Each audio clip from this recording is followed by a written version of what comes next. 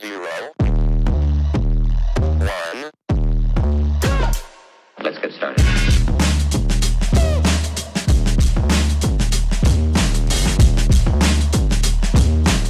Hello everybody, welcome to another episode of the Black and White United Show. I'm your host Andreas. Thank you so much for tuning in this evening. There's a fair bit to get through. Obviously you can see from the thumbnail, player spotlight is on Tim Membrey today, one of our new recruits for the season. So I've been looking forward to this one now for quite a while. I'm going to talk about the potential idea that's been floating around that happens here and there of a State of Origin match popping up potentially. Also some merchandise ideas that are coming out. So we had some really good feedback with that. So I just want to touch on that one there. And also leading in now to our first match simulation, which is coming up really soon against Brisbane and the Gold Coast. I want to talk about what youngsters or which players that aren't necessarily in our best 23 are we looking forward to the most and seeing. So I'll give my opinion on that. Until then, let's just get straight into it. Okay, so Tim Membrey's come to our football club this season, doing really well in the pre-season. I've been to training a couple of times and I've seen him train and he's looking fantastic. Just the extra strength dynamic he gives our forward line is something that we've been screaming for, and I've said it in other videos too, how it works well with Jamie Elliott, Bobby Hill, Myercheck and McStay. If everyone's firing, I think it's going to be one of the most deadliest forward lines in the competition. But what is it that Tim Membrey exactly brings to our football club as a whole? 179 games he's played. He has kicked a total of 293 goals. So he'll most likely kick his 300th career goal for us this season.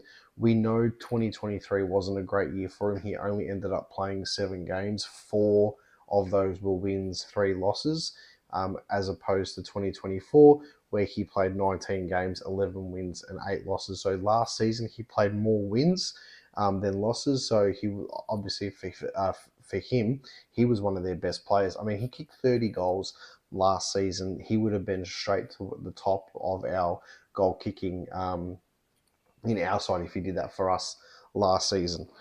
The thing that gets me the most, and I do want to mention this because I have a list of players that I'm doing player spotlights on leading into the season, which I'm going to get through most of them. And Tim Membrey was my next one. I just want to put it out there. I know Anth from Pies Footy did a whole video and stuff on it, so I know a lot of people watch both, so I'm not going to reiterate a lot of the stuff that he said because I wholeheartedly agree with it.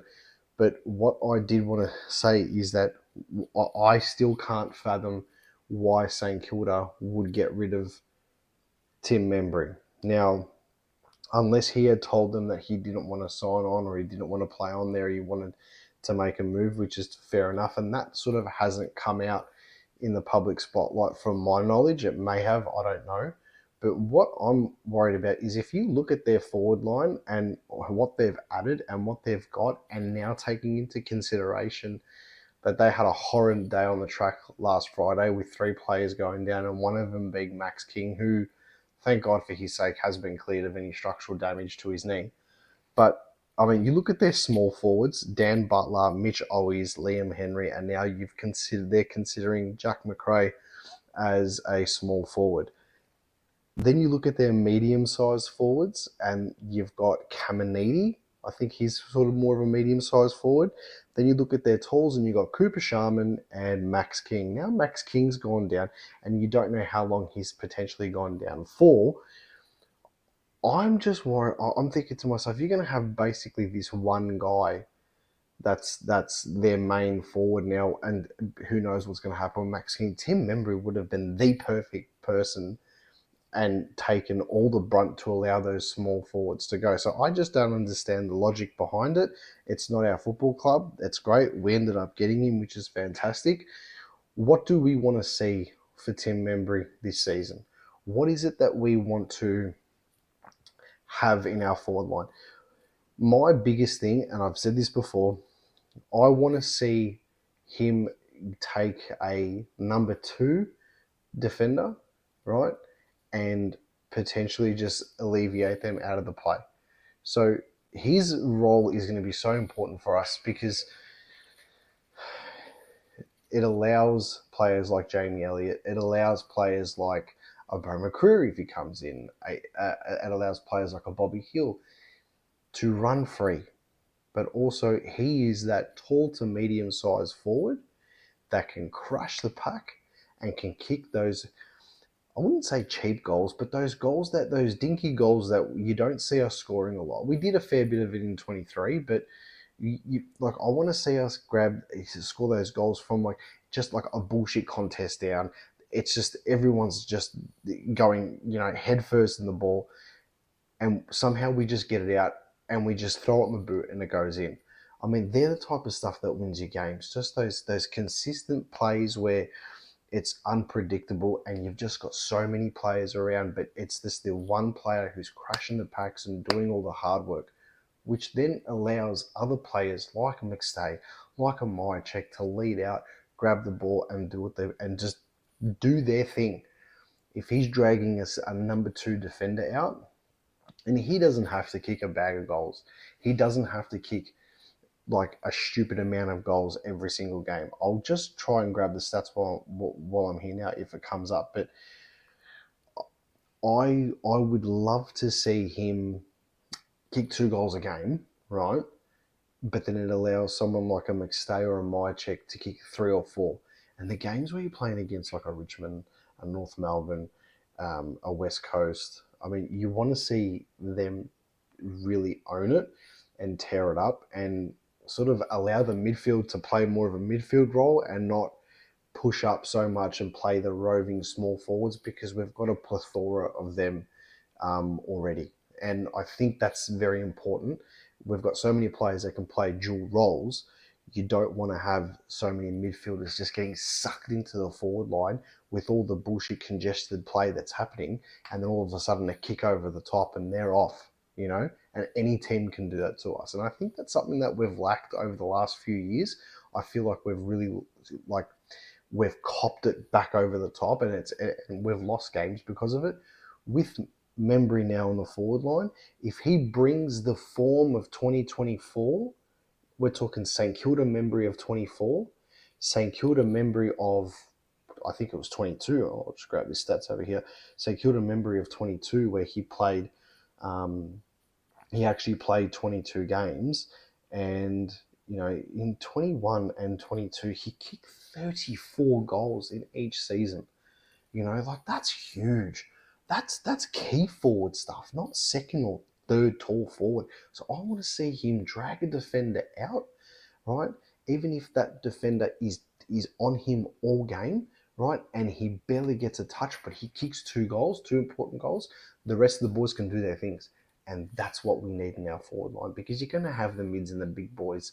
They're going to try and lock it in. And if you've just got him throwing his weight around and stuff there, I mean, it looks scary. It looks scary, and I think we should be very excited about it. And we know that Houston and we know that Perriman are going to have immediate impacts in our team, but I think the impact that Membrey is going to have in our side this season at the moment is going very under the radar.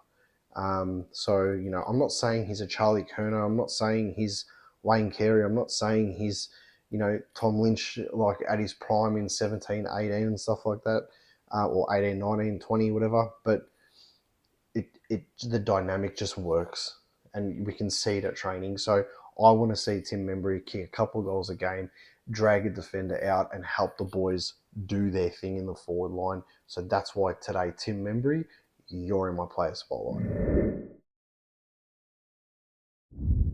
So obviously now we've got on the 15th, which, look, to be honest, I'm actually really looking forward to it. We've got the Indigenous All-Stars game against Fremantle, and I've mentioned this in another video before, how we are. I'm looking forward to seeing Fremantle play more than anything, because I think they're a genuine premiership shot this year. We all know they sort of died towards the end of the season last year, but I'm really looking forward to seeing them do some damage moving up forward, and the way they move the ball through the forward line. I think it's so. I guess with all that being said about looking forward for Fremantle playing, we're obviously looking forward to seeing what Bobby Hill can do in that match too. But it brings more into my mind about how we can get, all these Indigenous players from all these other clubs, and also get a full AFL club up and going in February, right, for an exhibition game. And we've got the Indigenous players representing their culture and where they're from, and it's for them, it's really important. I think for everybody it's really important on that matter. But if they can do that and bring everyone together, why can't we play a state of origin in February, in the middle of the season during bye week, potentially do a state of origin game the week off before the finals, and have the teams, and the teams that the players that represent the states that are playing are, rookies, or players that are from non-competing finals teams, or you have to have a couple of players nominated to play from each team. I don't know. The AFL can work that out. They can work out all the semantics and all that type of crap with it. Yeah, I just think from growing up as a kid watching State of Origin, it actually meant something. It meant something watching the EJ Whitten game back when they played it at Whitten Oval right at the start, like when it first started. Like, people were actually invested in it. These older players, they weren't taking the piss; they were full going for it. Like, and then it became sort of a gimmick thing, and then it died off. But I would love nothing more than to see. I would love nothing more to see, like, a Victorian team play. Right now, we know there is so many players that can represent Victoria. So why not go back to their roots? Okay, this is my opinion, and people can disagree with it all you want. I'm just throwing it out there. Why can't you have a Vic Metro state of origin and a Vic Country? And the players that are from, so Pendlebury is like, he played for Gippsland, so like Dale Thomas and stuff did. So that, like, not even though he's retired, I'm just using it as an example. Pendles can go and play for Vic Country, and then you'll have someone who played, I don't know, could be a Calder, Northern Knights, Oakley, whatever, like a Nick Dacos, a Josh Dacos, whatever. They can play for Vic Metro, right? And then you've got enough support there for players from Western Australia, players from Queensland and stuff. I just think it'll work. Like, why not? Because, and like, throw an incentive. Like, yep, the players play, and the AFL's like, if you win, the players get an actual bonus from the AFL or something. I don't know, something to make them want to do it. Now, I know people are going to say, what happens if you're the player that plays State of Origin gets injured, does his knee, this is that? Well, we've got our best small forward playing in the Indigenous game. What happens if he gets hurt? I'm pretty sure that, Brad Hill for St Kilda is one of still their most important midfielders playing. What happens if he goes down? What happens if, there's so many, I can't even think of it at the moment, but like, I know Shai Bolton's gone to Fremantle, so I don't know if he's playing for the Indigenous side, but imagine if he was, right? And he did his knee playing for the other team. So there's so many, like, oh, what ifs, but it can still work. Like, players can do their knee at training. What's the difference?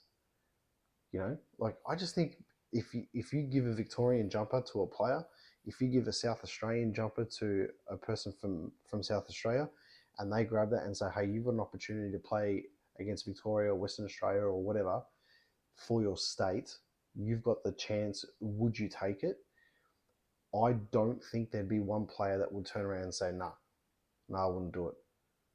It meant something so long ago. Why can't it mean something now? Like, if you put Victoria and if you put South Australia at the MCG in February, and you stack both sides with their best players, and they're like prime in preseason, ready to go, right? I can guarantee you will get 60 to 70,000 at the MCG if the AFL plays it at Marvel. Now that, like, the Big Bash and everything's finished, and, like, I don't know, they got concerts there and stuff like that happening. They had Luke Combs there last night, but I'm just saying, if you had um, other things there is no way, right, you wouldn't fill out Marvel Stadium. And because people have got an appetite for footy, Dangerfield's turned around and said, oh, it should be shorter quarters, this is that. All right, you want shorter quarters, take a pay cut or whatever it is. Fans will say, yeah, do shorter quarters, but go and play 40, 50 games a season instead, or play every team twice, so play more games. We have a thirst, we have a craving for this stuff.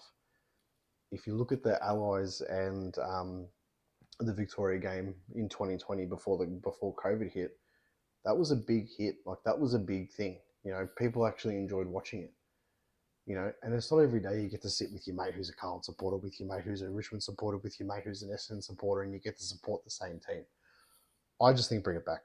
That's my opinion. Everybody can differ from it and argue with it, but I think it needs to come back and change it up. You're changing everything else. You're changing the rules. You're changing the dates. You're creating opening rounds. You're doing all-star games this year, in Feb. Just bring it back. So to finish off the video, I wanted to talk about, really quickly touch on, which young player are we looking forward to the most to seeing in these match simulations of the game against Brisbane and Gold Coast. Not so much against Richmond. I think Richmond will be very similar to last season, where they'll go in with 30 players, and you know, you'll have heaps of players playing the first half, and then you'll have them rotated through. Obviously, you still want to win regardless, because you want to see what the boys are doing, and you want to go into the start of the season on a positive note and stuff like that. But I'm looking forward to, personally myself, I want to see Charlie West play. I've seen him at training. We've seen vision of him from other content creators. He's clunking marks left, right, and centre. He's got a really good frame. He reminds me a lot of Darcy Fogarty. The way that his body shape and stuff, and the way he moves. And that's only seeing it at training. So I'm really looking forward to seeing him play, because I've just got this feeling, and I said it in another video earlier, like ages ago, when we first drafted him.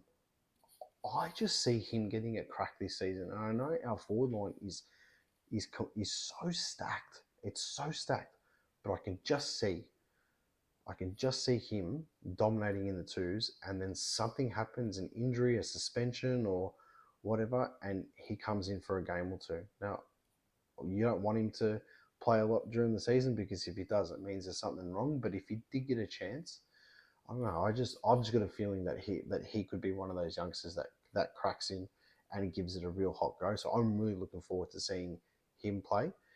Go down back. I've got this soft spot for Jacob Ryan. I think he can be a very versatile defender. I think he's the perfect Nathan Murphy replacement. I think he just needs to get some consistency. He's already got AFL experience now, albeit not a lot, because he got a concussion when he played against the Dogs. But I just feel that his intercept play and his run can be a great Nathan Murphy replacement when his opportunity comes. And I'm really looking forward to seeing how he goes in the practice games. Guys, tell me what you think. Call it as you see it. Drop a comment below. And as always, go the Pot.